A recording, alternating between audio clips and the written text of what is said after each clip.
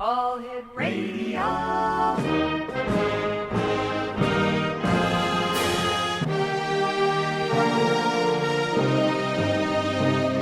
Welcome to the X Zone, a place where fact is fiction and fiction is reality. Now, here's your host, Rob McConnell.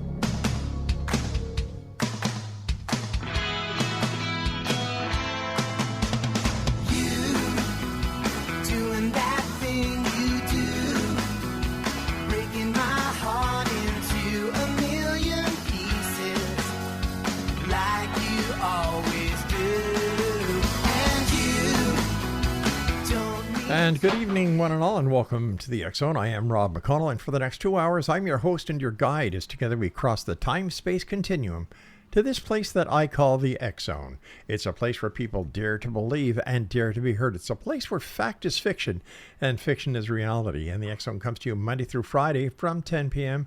until midnight right here from our studios in St. Catharines, Ontario, Canada, on your hometown radio, Classic 1220, and streamed around the world on classic1220.ca. My first guest tonight, X Zone Nation, is a gentleman who's going to be talking about the JFK Assassination. Donald Jeffries is his name.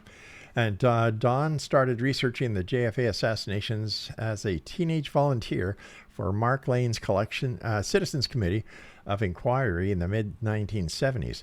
His best-selling nonfiction books have been lauded by the likes of Ron Paul, Naomi Wolf, Jesse Ventura, Roger Stone, Cindy Sheehan, Cynthia McKinney, and many others. Joining me now from the state of Virginia is Don Jeffries. And Don, thank you for joining us here on the X Zone. No, thanks for having me. What was it that brought the interest up to you as a young man about the Kennedy assassination that, kind of pointed you into a direction of life that still there's no answer for? Started me down the wayward path. Yeah. No, it's, I was 7 years old when JFK was assassinated. We had a big Catholic family, and it was my memories pretty much start from there, consistent memories. My timeline, had memories before then, but that's where, at November 22nd, 1963, because it just had such an impact on me, the nonstop television coverage, seeing how upset my parents were, and having my father speculate from the very beginning that it couldn't have been Oswald. So, I was indoctrinated in this as a young kid. And it was natural. I followed Bobby Kennedy's campaign. I was already into politics when I was 11 when he ran for president, and was crushed when he was assassinated. I didn't put it together yet and think that there was a connection, really. I just everybody kind of thought he was doomed, fate or something, that he would, be killed like his brother. But it wasn't until I started reading. I didn't start reading like Mark Lane's, who I ended up working for, but Rush to Judgment and things. I read all the critical books when I started when I was about 17, 18. And from there was no stopping me. I mean, it was my obsession. Anybody that knew me back then can tell you that. That's all I talked about at parties, anywhere I went. People, were sick of it probably because there weren't a lot of us conspiracy people around then. And so I was, hitting people over the head with this is the biggest cover up you've ever seen. And so it's the Kennedys. I admit to being a bit of a fanboy. I'm suspicious of just about everybody, but I have that, that Kennedy thing in me. So I still like RFK Jr. running for president attracted me, simply because I still have an affinity for the family. But it's, it obviously led me into other areas, 9/11 and, so many other things that, that's my wheelhouse issue. It's one I come back to all the time. And, if there's a book out there that somebody gives me, I'm going to read it and add it to the collection. Of course, my latest book is really my first book about the JFK assassination proper, which I wrote with William Matson Law.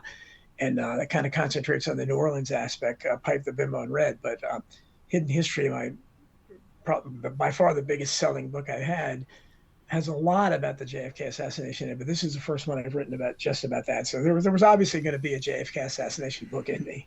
I remember where I was when I learned the news about President Kennedy being assassinated. Prior to his assassination, we lived in a town just north of Montreal called Chambéry, and right across the street from our home was a high school, and on the top of the high school they built the air raid siren, because at this time the the relations between the USSR or Russia and the United States was very, very, very volatile. Anything could happen at any time.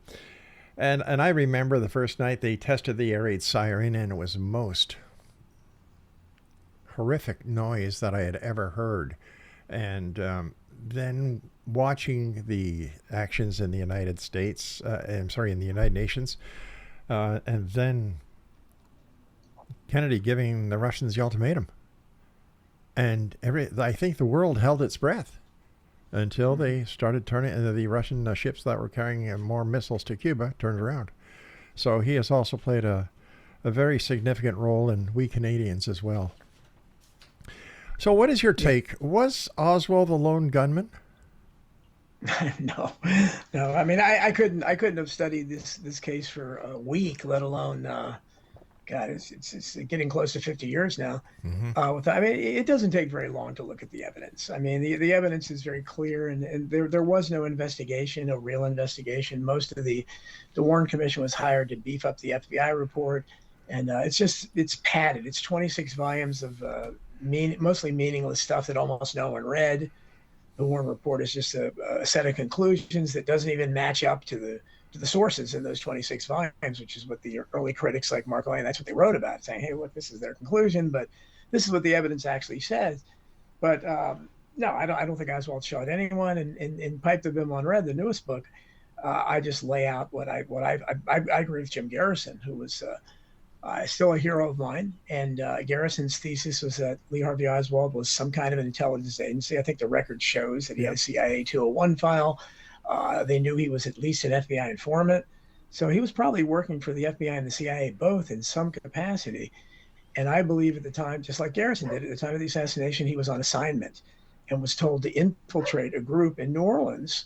And that's how he got embroiled in that group with David Ferry and Clay Shaw, the people that Oliver Stone showed a lot in JFK, and Jack Ruby and people like that. And I personally believe, I go beyond Garrison, I think they may have all been manipulated against each other. They may all have been told the same thing, because they all were FBI agents for CIA. They all had connections, and they may have all been told the same thing. Hey, go infiltrate this plot. And they worked them against each other. And Oswald was the logical choice for Patsy. But the evidence that they did no investigation, but they inadvertently showed that whoever killed JFK, it couldn't have been Lee Harvey Oswald. Why not? Well, I mean, there's where do we start? There's even Chief Curry of the Dallas Police said that we can't. No one's put him in that window.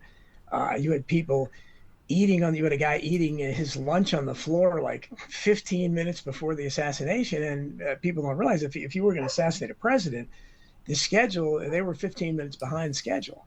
So any assassin would have already been up there. He didn't see anybody. In fact, he said the reason I left because it was so lonely up there. Oswald's record as a sharpshooter in the Marines is very spotty. The last time he was tested was right before he left the Marines. By 1 point, he made the lowest of the 3 grades. Mark Lane wrote to the Marine Corps without telling them who he was and said, hey, what would this score indicate? And the Marine Corps itself said that would indicate a rather poor shot. They've had reconstructions over the years, real national rifle, NRA sharpshooters, way more qualified than Oswald. None have been able to duplicate his feat and under better conditions. The evidence, the chain of possession is broken beyond all possibility. Just to give you an example, the weapon, which I've held in my hands, I went to the archives as an 18-year-old. Oh, wow. Because I was with Mark Lane's group, I had to have a private, it was very heady stuff for a teenager. I got a private viewing of the Zapruder film when a lot of people hadn't seen it. I held the Mannlicher Carcano, the Italian weapon, which is a piece of junk. And, all you need to know about that is that if Oswald lived and gone to trial and had been an honest courtroom, which it probably wouldn't have been, but if it had been, and he had any kind of competent attorney, if he had Mark Lane or anybody, that weapon would not have been able to be introduced in court because the 2 officers had found it. Seymour Weitzman, who later ended up in a mental institution, the House Select Committee found him there years later because he was driven crazy by this event that shattered his life, and he could never get over it. And Eugene Boone, both of them signed separate sworn affidavits saying that the weapon they found was a German Mauser, a completely different weapon. As Mark Lane said when he testified before the Warren Commission, I'm no expert in guns, but I can tell this isn't a German weapon because right here on the barrel is stamped "Made in Italy." So this is because there's no chain of possession for the Italian weapon. Mm-hmm. The legal chain of possession starts with those affidavits of the people who found it. Both those affidavits say it was a German Mauser. So where does the Italian? It just morphed into that. So in an honest courtroom, we said, "I'm sorry, there's no chain of possession for this," and that's the problem with a lot of the evidence in this case. The so-called magic bullet, for instance, the chain of possession there is. I went into that in great depth in my book Hidden History, where it went through so many hands. They still don't really even know who discovered it. There's a dispute about that or where it was discovered. It went through so many hands. Most of them didn't mark it. You're supposed to mark. Everybody that handles is supposed to put their initials on it. They didn't. And so it ended up going back to Washington, D.C. in the coat pocket of Secret Service agent Richard Johnson, which is certainly not protocol. And then recently we've had, just in the last few months, Paul Landis, who's one of the Secret Service agents still alive, 88 years old, who talked about finding what looked like the magic bullet on top of the backseat of the limo, which changes everything. So there's questions about all the evidence is so to say that Lee Harvey Oswald could not have been convicted in any, and of course he had no motivation because what I discovered, when we did research, William Law and I did the research for the Pipe the Bimbo and Red book, where you're looking at all the people in New Orleans, all those people, Ferry, Guy Bannister, Clay Shaw, all these people would have participated. I think they were ground level conspirators. I don't think they were really participating in the president. They were all being manipulated, but they would have all, in fact, several, David Ferry and several of them say, we need to kill this guy. Yeah. So they would have eagerly participated in it. But the only person in that group that wouldn't have is Lee Harvey Oswald, because Lee Harvey Oswald, there's not one negative word about Kennedy on the record. Everybody said, hey, kind of liked him.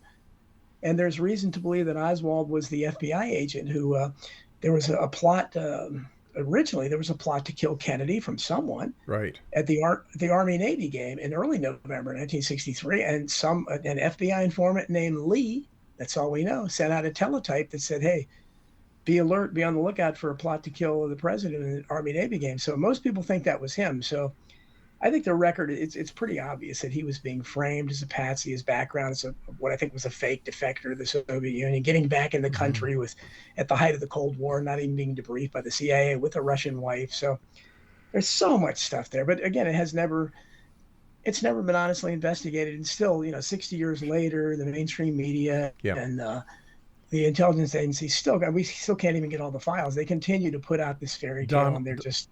Donald, I hate to do this. I've got to take my break. Exonation, Donald Jeffries is our special guest. His Facebook page is facebook.com/Donald.Jeffries.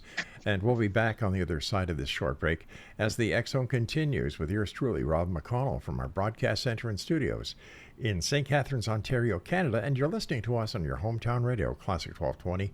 And we're streamed around the world on classic1220.ca. Now, tell me, are you a believer or a skeptic? UFOs. A believer? No, I'm talking. I'm just trying to get the. Listen, we'll be right back. Don't go away.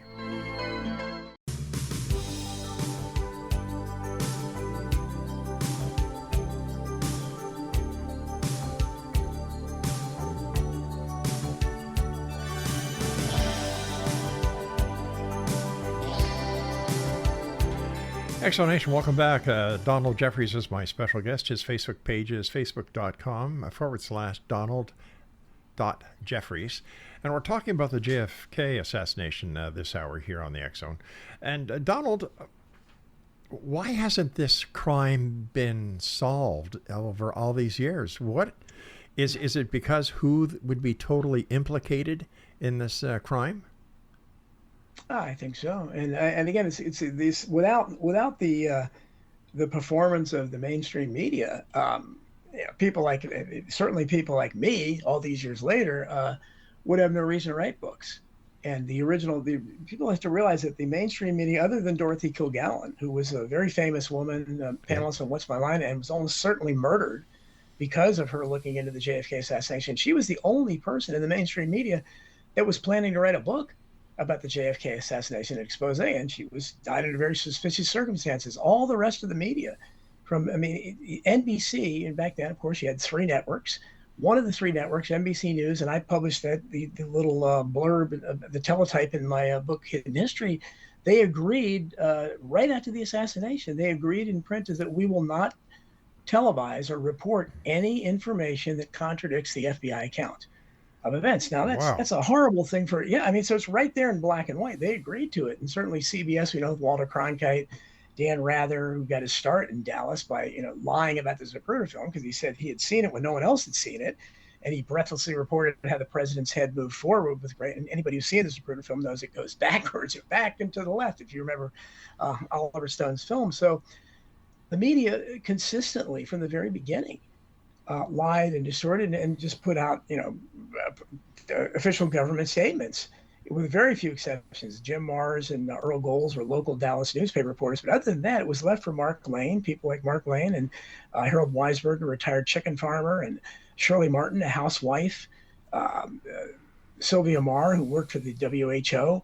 These were the people that did the actual investigation. These are the people that looked at the 26 volumes, saw they didn't match up with the conclusions, saw how absurd the entire thing, how it was, from the single bullet theory to his head going backwards, and yet they claim the shot came from the behind, the disappearing throat wound. We know now, for instance, that Malcolm Perry, who originally, and we've lost the audio of that, originally said in his press conference this was an entrance wound to the throat, which of course destroys the version of events right there, because Oswald was supposedly from behind. And we know now that the Secret Service agent, the Secret Service went out and pressured him, bullied him, threatened him into changing his story. The White House called him that no, this is not a wound of entry. And he was tortured about it for years. We have lots of people on the record saying that. That obviously wouldn't have happened if Lee Harvey Oswald had done it. So I think there are great forces involved, and Oliver Stone did a pretty good job, I think, of showing, the people in the Pentagon, the CIA, and how they just kind of came together for their mutual interest. But they had, a lot of people had, reasons to want to eliminate JFK, and I think this is, it's an indictment of our media and why, from Donald Trump, everybody's calling it fake news, and everybody calling it fake news now.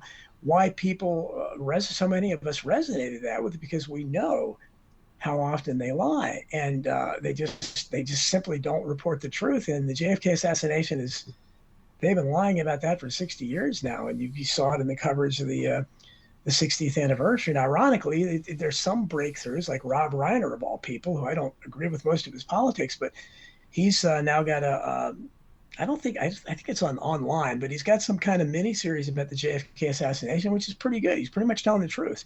And so there are some forces out there, but for the most part, the mainstream, the CBS, ABC, NBC, CNN, Fox News, the only really New York Times, Washington Post, all the print media has consistently, they are wed to this Oswald did it theory, and nothing is going to deter them from it. And that's the problem. People like us, basically, we'll get asked a question all the time. What evidence do you have? And Right. I quote Mark Lane, who said from the very beginning, we just use the evidence you have. We don't need any new evidence. The evidence you have, the so-called evidence, shows that whatever happened, it wasn't what you said happened. That whoever killed JFK, so I don't speculate who definitely did it, but I know that they proved it wasn't Lee Harvey Oswald.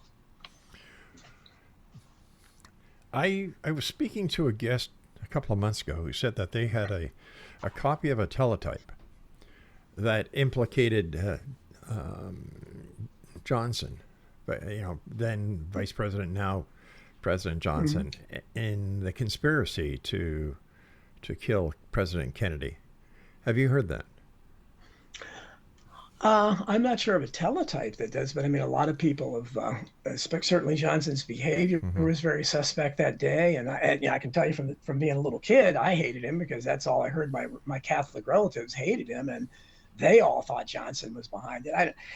I think this thing was above Johnson's pay grade, but he definitely had prior knowledge. Everything about what he did that day demonstrates that.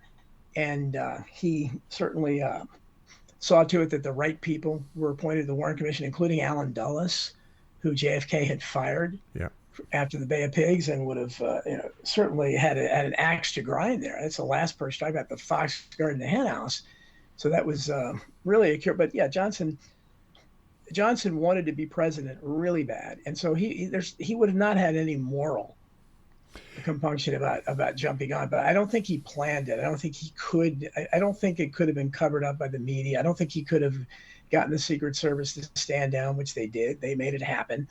I don't think he could. He was friends with J. Edgar Hoover. I don't know. Maybe he could have gotten him to lead the cover up, but certainly that's why people say the mafia or the rogue CIA agents. No, this was huge, because you can't. 60 years later, the mafia is barely functional now, and the CIA certainly and that's what the book says also about the Cuban connection, is that I believe, alone amongst all the critics, is that this Cuban connection was a smokescreen like the mafia, because all those Cuban figures were surrounding Oswald and the New Orleans milieu where he was being manipulated, and they were setting up the frame for him. And people that think that the motivation for this was Castro, what happened after the assassination? There wasn't a Bay of Pigs. There wasn't another Bay of Pigs. The CIA stopped trying to assassinate Castro. Castro outlived them all. Cuba died as a campaign issue. So if that was their motivation, they failed miserably. But for some reason, the critics just kind of look at you when you say that. I said, no, let's look at what did change. Vietnam policy changed. The CIA changed. It went from being maybe could be abolished under JFK to being stronger than ever. Things, the Federal Reserve, there are indications JFK was maybe heading in that direction as well. His father was an early critic of the Federal Reserve. So there are lots of other reasons to believe, to wonder why he was killed. There may be reasons we don't even know, but certainly they seem to have a very strong compulsion to still be covering it up after all these years. But isn't it only fair or right, the right of the American people to actually find out who assassinated their president? And yet it seems that nobody cares anymore, except for people like you. Well, I think, yeah, you're right. I think a lot of the people in the alt media that are talking about other issues from 9/11 to election fraud, all these other things that we see out in the conspiracy world, they're all interested in JFK to some degree, even though most of them were born way after he was killed. Mm-hmm. But a lot of people think that this precipitated the modern state, and our drift. I mean, I think that a strong argument can be made that on November 22nd, 1963, America was at its peak, its absolute peak, in terms of economic influence, economy, influence around the world, cultural influence. And from that day forward, I think you can look, if you're looking at a graph, it'd be nothing but a line downward. We've been heading downhill ever since. And I think there's something to be said about that America lost its innocence. I think it really did. We were never the same country. I think the 1960s would have been completely different. I don't know if there would have been a counterculture movement without the assassination. Do you think that if President Kennedy had not been assassinated, that there would have been the war in Vietnam? No, because we know National Security Action Memorandum 263, which he wrote a month before his assassination, started the withdrawal process. And he told all his aides that. He mentioned at a press conference the first 1,000 advisors are going to be out by the end of the 1963, and all our forces, not really troops, but everybody we had over there in Vietnam was to be out by 1965. Now, what gives the conspiracy away is that there was National Security Action Memorandum 273, which JFK would have never signed, that was written by National Security Advisor McGeorge Bundy the day before the assassination.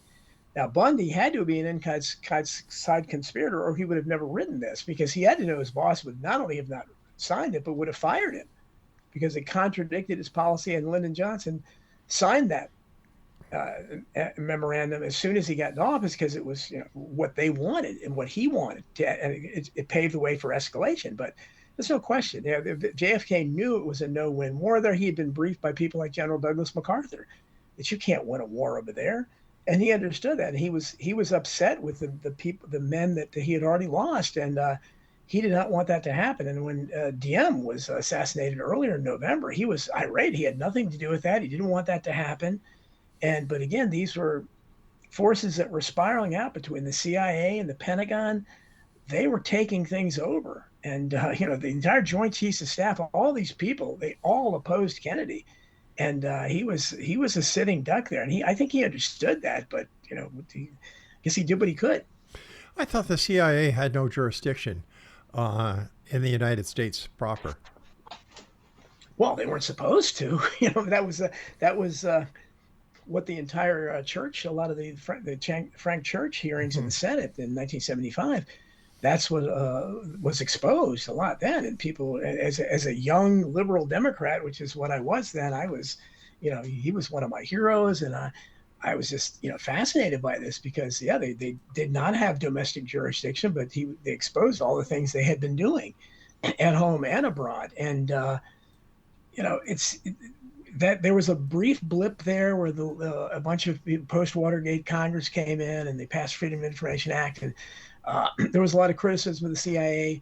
But by the time Reagan came into office, you had Iran-Contra and all that stuff. I mean, the CIA gained power again. And today, if anybody would even, dare to suggest that the CIA be shattered in a million pieces and scattered to the winds, which is what JFK said back then, just imagine what the response would be. Wow. You and I have to take our break. Please stand by. Exonation, our guest this hour is, I find this very interesting. Our guest is Donald Jeffries. His Facebook page is facebook.com/Donald.Jeffries. Tell me, Exonation, when it comes to the JFK assassination, what do you think? What do you feel? Over 50 years, this is one of the most mysterious cold cases that have ever been, according to law enforcement officials.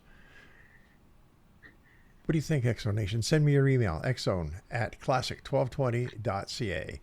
And we'll be back as we continue talking to our very special guest this hour about the Kennedy assassination, and then we're going to talk about 9/11 and other conspiracies here on the X-Zone with yours truly, Rob McConnell, from our broadcast center and studios in St. Catharines, Ontario, Canada, where we're coming to you on your hometown radio, classic1220.ca.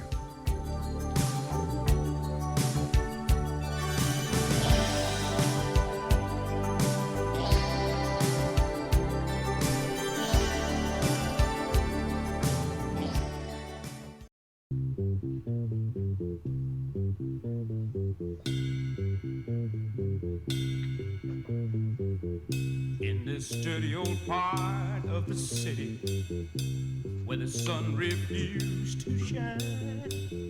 People tell me there ain't no use in trying. Now, my girl, you're so young and pretty. Welcome back, everyone. Our guest this hour is Donald Jeffries. His Facebook page is facebook.com/Donald.Jeffries. And Donald, where can people get copies of your book? So, well, they can certainly find it anywhere, Amazon, Barnes and Noble, whatever. But I would urge people, especially if they want news about me, Facebook. I go on there as I can, but I'm shadow banned there. Substack is the place to find out most about me. That's excuse me, DonaldJeffries.substack.com. I protest. That's where people can. I have information about my books there, my regular writings and so forth. That's the way people can support me and get all the news that I would be sharing with people. I for one am pissed off about the CIA having jurisdiction within the United States, but up here in Canada. Do you remember MK Ultra? Oh, of course. My mother was one of those patients. Oh, wow. Yeah. Wow. Her doctor said... Was that Dr. Cameron? Yes, it was Dr. Ewan Cameron. Yes. Yeah, my mother went to her doctor. She was suffering from migraine and headaches. Dr. Woods was his name, suggested that she see Dr. Cameron at the Allen Memorial Institute, which is a learning hospital of McGill University, or it was. Dr. Ewan Cameron put my mother into this program. She was, there was sleep deprivation. There was electroshock therapy. There was psychedelic drugs. And my mother, God bless her, she passed away last year. She was a wreck. She would come home from the Allen with a nurse. And the nurse would stay until my dad got home. And as a little kid, I think it must have been 5 or 6 back then. It made no sense to me what was going on. But when I found out later on, and it was just, what? My mother showed us a letter from Dr. Ewan Cameron apologizing to her. I don't understand, first of all, why the Canadian government let this happen. But Ewan Cameron was the president of the American and the Canadian Psychological Association, or Association of Psychiatrists. I can't remember Yes. which one. How can they get away with this? Well, I think that's why you had so many people that were critical of this, because again, most of this stuff came out about that. You also had the work of Dr. Gottlieb, I believe, as well. Mm-hmm. But Cameron's work in Canada certainly came under scrutiny, and the MK Ultra program, again, there were lots of people. You had the Manchurian Candidate movie that came out, and you had people speculating that Sirhan Sirhan might have been involved in something like that, as opposed to Oswald, who was just a patsy. Mm-hmm. But yeah, this is hitting. I mean, what were our tax dollars doing, paying for this and this? I mean, I don't know that JFK knew about all this stuff, because he wanted to abolish the CIA without even know. But I'm certainly. I mean, they were running a brothel and giving people LSD. And at one time, Alan Dulles had the biggest supply of LSD in the country. It's ridiculous. I mean, it's unbelievable stuff. They wanted to stage a mock second coming of Christ off the shores of Cuba. These are things, and of course, one of the things that probably helped sign his death warrant as well, they had Operation Northwoods, which we only found out about in the 1990s when the Assassination Records and Review Board, it came out accidentally in their release of documents, where this was a hideous plan. And so when you hear people talk about Sandy Hook or Boston bombing or any of the school shootings, there's precedent for that, because the Joint Chiefs of Staff and the CIA, they put together a proposal called Operation Northwoods in 1962 that talked about fake plane crashes and fake, all this crazy stuff going on. It's unclear how much would have been real, but all of it to be blamed on Cuba to stage. And JFK, to his credit, he was the only person, the entire Joint Chiefs of Staff wanted to do it. He vetoed it. So this was the craziness you had at the time, just as he was the only one that he and his brother Robert, the Attorney General, they were the only ones that didn't want to go to war with Cuba over the missiles. So, we had some sanity in the White House then, and I don't know that we've had it since then. What do you think should be done with the case of JFK? Why can't it be reopened? Well, the problem is that at this point, there's a very few people alive still that could be questioned. Most of the people that would be, certainly the Secret Service, you have a couple people, Clint Hill and Paul Anderson, are left, but they're not going to admit to anything. And I believe me, I unlike most of the critics, if I had been running the investigation, the first people I would have looked at would have been the Secret Service, starting with the driver, William Greer. Yep. They allowed it to happen. None of them behaved normally that day. They broke all protocol, from being out drinking till 5 a.m, which is against all standard procedure, to the driver, stopping or almost stopping the car, according to at least 59 witnesses, turning around and watching his head get blown off. The agents in the limousine, like 10 feet away, had 6 seconds to react. They did nothing until Clint Hill ran belatedly after the last shot. So this is, if in a real investigation, they would have all been reprimanded. They would have been questioned, like what was going on there. They didn't. Instead, and now Clint Hill is writing books and making money on it all these decades later. So that's where I would have started the investigation, but unfortunately, there's only 2 of them left. They're not going to admit anything at this point. And I think the time, and for all we can do is, I think, do what some of us are doing. I don't ever, harbor the illusion that I'm going to be able to produce the names of the shooters or anything like that. But I think it's obvious who, again, the fact that who didn't do it was Lee Harvey Oswald. Why was so much effort made to try to incriminate him? I mean, we know, for instance, from a communication from FBI Director J. Edgar Hoover in 1960, that there's a memo out there that says we're concerned that someone's trying to impersonate Oswald in 1960. So they know Oswald, there's people that develop all kinds of theories about it, but clearly Oswald was way more than what he appeared to be. He was part of a false director program. Why he was put into that position to be the assassin, I don't know, but certainly it should have been looked at long and hard. Instead, it was glossed over, and he was made out to be just some kind of minimum wage loser who just happened to have, his best friend was George de Mohrenschildt, who was a guy that had ties to from White Russia to maybe the Nazis in World War II, the CIA. Very powerful guy, and was old enough to be Oswald's father. And he dated Jackie Kennedy's mother and bounced little Jackie on his knee when he was young. He ran in those circles. What is this guy doing, becoming best friends with a Marxist defector who is making minimum wage young enough to be his son at a warehouse. So, I mean, those are the relationships that should have been looked at. They were glossed over. Everything was, and the entire thing was that, he was a loser and he was impotent maybe and is jealous of JFK. I mean, it's ridiculous. What was the name of the FBI, of the Secret Service agent who wrote a book stating that Kennedy was actually killed by the CIA by mistake? I'm sorry, the Secret Service by mistake. Yeah, I think that was Mark North, mortal error, I think. But yeah, I don't give that any credence, because this was, again, if that had happened, I don't know how they would have handled it. I guess they would have just come, but I don't think they would have constructed this huge, elaborate cover up 60 years later just to protect the Secret Service agent. But I think there are a lot of. I mean, I get, especially on Substack, I have a lot of support now, and my audience is growing there. It's the only place I'm not shadow banned, but I get more and more people that, and I'm kind to them. I'm kind to everyone. I don't discount everybody. You already have the people that believe JFK wasn't killed, that thinks that it was a hoax, and there's lots of people out there that believe that. Really? And oh yeah, and so I don't gauge them too much, because of course that would make my entire that would make my research for 60 years meaningless if that was the case. So maybe I don't want to look at that. But I think, again, we get too elaborate. But there's more and more people now that believe. It started with they believe the driver was a shooter, Wayne Grant. I believe a lot. I think he was a conspirator, but I don't think they would have had just turn around and shoot him. That makes no sense. But a lot of people believe that. And now you have people that think Jackie was the shooter. So you have to. This is the problem, because something that Mark Lane said in Rush to Judgment. He said, because there's no investigation done, the government is creating fertile ground for speculation. And that's where we are now. That's about everything, whether it's JFK, 9/11, or any of these events the election, because it's an obvious stifling of inquiry, where the naysayers, the dissenters, the people that are saying there's a conspiracy or that this is a lie, they're slapped down.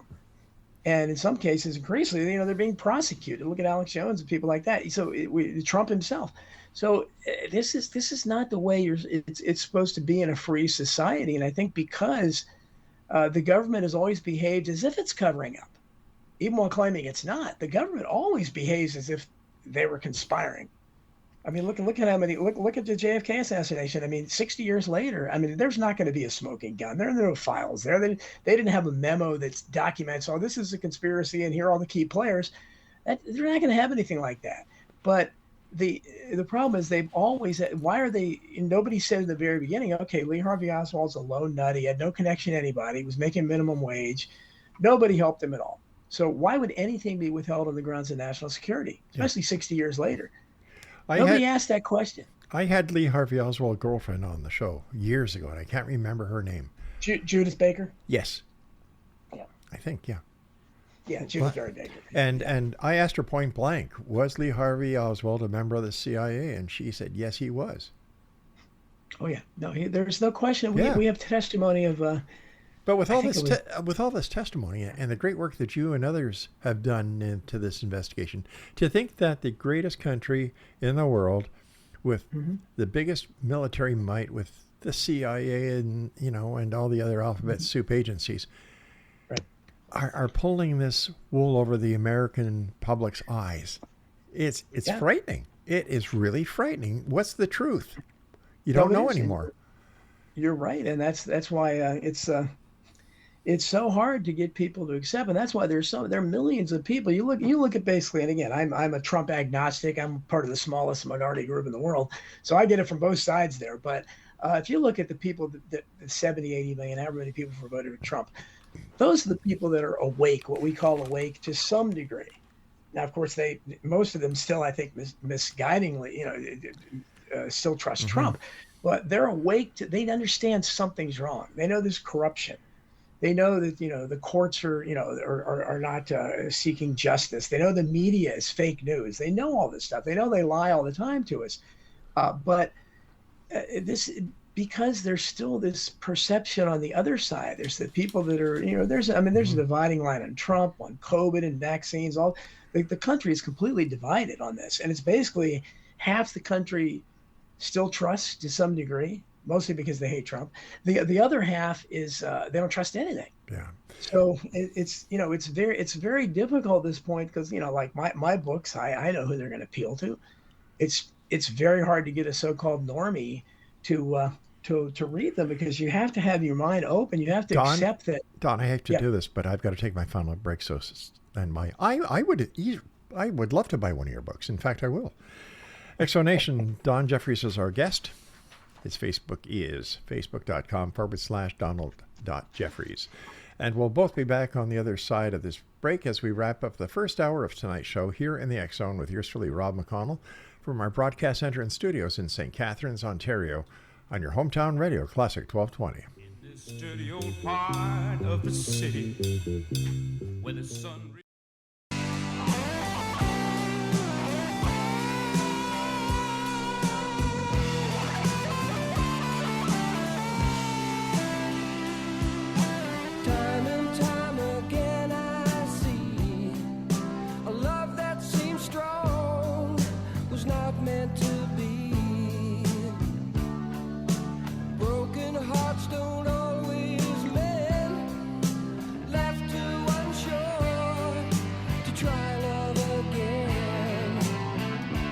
And welcome back. This is the final hour of our first part of this show tonight.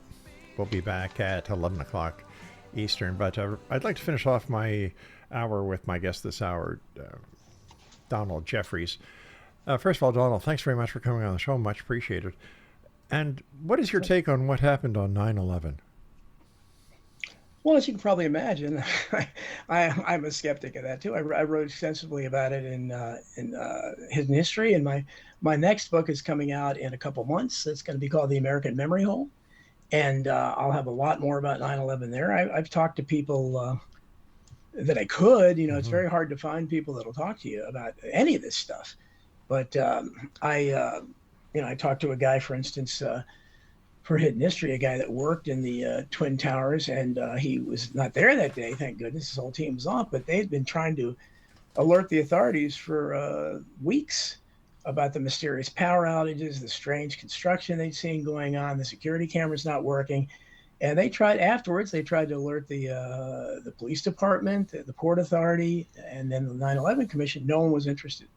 And in the 9/11 Commission report, just like the Warren report, they ignored the firsthand evidence of those that were there and just said there were rumors that there were power outages and all this stuff, but that wasn't true.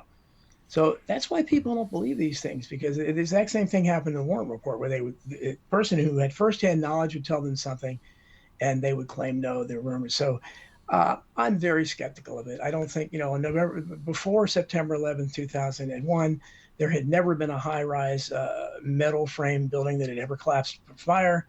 3 did that day, including Building 7, which was hit by nothing, and none have since. So that was a magical day indeed. And then you had the problem with the Pentagon, where the hole in the Pentagon appears to not be big enough for the plane that supposedly struck it. What happened to the wings and all that? So there's lots of questions, and I go into this in detail in my book. But needless to say, I don't believe in the 19 crazed Arab hijackers doing it all with box cutters and plastic knives. Was this another excuse to get into another war? Well, it certainly looks like that was the setup for the war on terror, so-called, whatever that is. And, they ended up blaming Iraq, which, even by their ridiculous narrative, had nothing to do with it.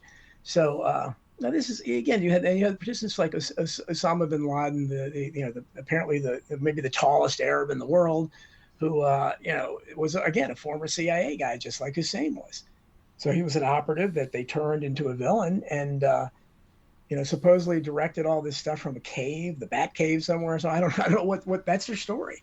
And if you read my work on it, you see, I go into all these things. There's so much reason to doubt all this stuff but again, people, especially in that, even more so than JFK, they really appealed to patriotism. And they, you were un-American, kind of an old fashioned thing. You were un-American if you question this at all. But there's lots of reason to question this. And in my upcoming book, I'll have, I think there were 100 and some firefighters alone that talked about, that were recorded as having said, yeah, there were explosions in the building, heard explosions, saw explosions. Most of them were silenced. None of them were welcomed by the 9/11 Commission. And, some of them have died, just like the JFK assassination. There's a body count. Some of these people die, mysteriously and unnaturally. A lot of my writing is filled with that stuff, but it is what it is, and has to be taken into account. But it's basically my children are millennials, so it's basically their JFK assassination 9/11 was. And it was even more important because you look at what happened after 9/11, and the JFK assassination, I think, set the tone, obviously, for the 60s, the other assassinations, the Vietnam War. But 9/11, with the Patriot Act and the Homeland Security, they built this new Orwellian state we have. And they helped to destroy civil liberties, free speech zones, and all that stuff. And, when you question anything, you were a terrorist. Now you question something and you're an insurrectionist or a domestic or whatever they want to call. And it really started, I think, in earnest on 9/11. And when I write now, I talk about America 2.0. I think we're living in the same country I grew up in, America 1.0. So I think basically America 2.0 pretty much started after 9/11. Donald Jeffries is my guest, Exonation. His Facebook page is facebook.com/Donald.Jeffries. His books are available on Amazon.com and fine bookstores everywhere on and offline. Donald, in your opinion, what is the number one conspiracy that the United States of America has had or been part of? Boy, we just, pretty much, I call, people say all the time, you think everything's a conspiracy? And I say, well, yes, I do, because I think we're run by conspirators. I think it's a standard operating procedure for them. It's a way of doing business. They literally don't know any other way to do it. And so I think to pick one, I think, JFK assassination, really set the tone. As I said, 9/11 was huge. Recently, I think, and again, I wrote about vote fraud and hidden history, going back to the vote scam by the Collier brothers. It goes back a long way. It goes back to Lincoln, in the Civil War, where he didn't furlough the Northern soldiers that were going to vote for McClellan. So we have the 1876 election, where it was completely stolen from Samuel Tilden for Rutherford B. Hayes. We have these elections, landslide Lyndon Johnson, won by 87 votes and was the first man to go through the cemeteries and get names, because he said the dead have as much right to vote as anyone else. We have a long tradition of this stuff. So the 2020 election, but because of Trump, it focused a lot of attention on it. I think right now that's the biggest conspiracy, because it really has undermined the confidence. The people that were awake to some degree, they're at the point they're becoming, they have anarchist tendencies now, because they don't trust the system at all, and they see what happened. There's always been evidence of vote fraud, but in that case with the mail-in ballots, the boxes appearing in the middle of the night. I know I was on Jeff Rentz's program that night, and we were talking early, and I said, it looks like Trump's going to run away with it, because he was ahead comfortably in all the swing states. And then they stopped counting votes. And then for several hours later, suddenly they come back, and I'll have that in the book I'm writing now. I'll have a lot of this stuff where, in one case, there was, I think, one county where Joe Biden supposedly got 90% of the vote when they started recounting again. That's just impossible. And these numbers are out there. They're absolute. But the problem is they've set the precedent now because of Trump, because of his personality. Either hate or love him, because he was the one saying he was defrauded. They're not prosecuting him, basically saying that you can't. You already prosecuted Rudy Giuliani. They may prosecute Kerry Lake. This is a terrible trend, because even if you don't have any reason to say it, you ought to be able to say it's not criminal. Maybe it's being a poor sport. But you ought to be able to say, hey, there was fraud or whatever. And in Trump's case, he did it in his usual juvenile fashion. But the problem is they've now set the tone that this next election, 2024, no one is going to trust the results. No matter what happens, half the country is going to be pissed off. And it depends. It just determines which side will be and what will happen. But you can't have a country that's divided as this and no one trusts the process. Now, they haven't acknowledged that there was any fraud in 2020. In fact, they're going to prosecute people for saying there was. They certainly aren't going to address the fraud in 2022 midterm elections that Kerry Lake and people were subject to. So I don't understand why the Republicans would think they have a chance, because they haven't acknowledged there's any fraud. There are no reforms that have been made. So I don't know what's going to happen in this election, but I do know that no matter what happens, no one will trust it. So I think that's the biggest problem and the biggest conspiracy out there at this point. We've got about 3 minutes left, and I've held off to this question until the very last. What is your take on UFOs? Are they real, or are they part of a phenomenon that we haven't been able to discover yet? Oh, I think there's some kind of real phenomena, definitely. I mean, again, I haven't written a book on that yet. I probably will one day on this kind of supernatural phenomena. Mm-hmm. When I was young, and that was my second go-to issue behind JFK assassination. I read everything on the subject. I know how many people have seen these things, how you've had sightings in Brazil and places where thousands of people saw it at the same time. It's not mass hallucination. Something's there. I don't believe the alien theory any longer. I did a long time ago. I think it's probably some kind of secret technology and some kind of thing. The government, that's what I think. I don't know, but there's no question. And I think it's very curious that the media has been promoting this now, suddenly giving credibility to it when for decades they ridiculed anybody who saw a UFO. I think the latest and biggest farce that we've seen so far is the congressional hearings with the two Navy pilots and David Grush, who had never seen anything that he talked about. It was always, second-hand, third-hand, fourth-hand information. Right. And yet people are buying it. Yeah, well, I think, again, I didn't watch those that closely, but from someone, it would be like them suddenly admitting that Lee Harvey Oswald couldn't have done it. It's the same kind of thing where they're suddenly admitting these things are legitimate when for years they made fun of everyone. Oh, you saw a UFO? Okay. And a lot of these people's lives were ruined. Their families left them. They were ridiculed, lost their jobs and so forth. So they got nothing out of it. They didn't profit from it. So it's a real phenomenon. I don't know where it goes from here, but I don't think they're from outer space. And I do worry, there's Project Bluebeam out there in the conspiracy world. People worry about a fake alien invasion, and some people think this is why they're doing this now. They're trying to plan the way for a fake alien invasion. And we think of the Twilight Zone episode, Don't Get on the Ship. So obviously we're very skeptical of it. And finally, did America go to the moon? I don't think they did. No, I'm indebted to Dave McGowan's work, Wagging the Moon Doggy online, the late, great Dave McGowan, who I was often compared to. He removed any doubt from me. Again, the fact is, they tell you can't go today. Technology doesn't work that way. If we were able to go more than 50 years ago easily with that technology, and they tell you we can't today, that's, again, technology progress is supposed to go forward. It doesn't work that theoretically we should have been to Mars and Venus and everywhere else by now, and we haven't. You see, what people call conspiracies, I call reality. Because I agree with you when it comes to the moon. I've had Bart Sibrel on the show many times. Oh, me too. I have too, yeah. He's a great guy. And, the JFK assassination, 9/11, it makes you wonder. But I want to thank you ever so much for coming on the show tonight and for sharing your insight. And it's been great talking to you. And thank you again. My pleasure. Exonation, if you'd like to have more information about our guest this hour, go to his Facebook page, facebook.com/Donald.Jeffries.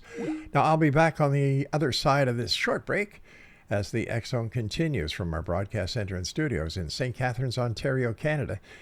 And I'm here Monday through Friday from 10 p.m. until midnight as we blaze the airwaves with the possibilities that most people will not talk about. But we do here in the X Zone because this is a place where fact is fiction and fiction is reality. You're listening to us on your hometown radio, Classic 1220, and streamed around the world on classic1220.ca. I'm Rob McConnell. I'll see you on the other side of this break.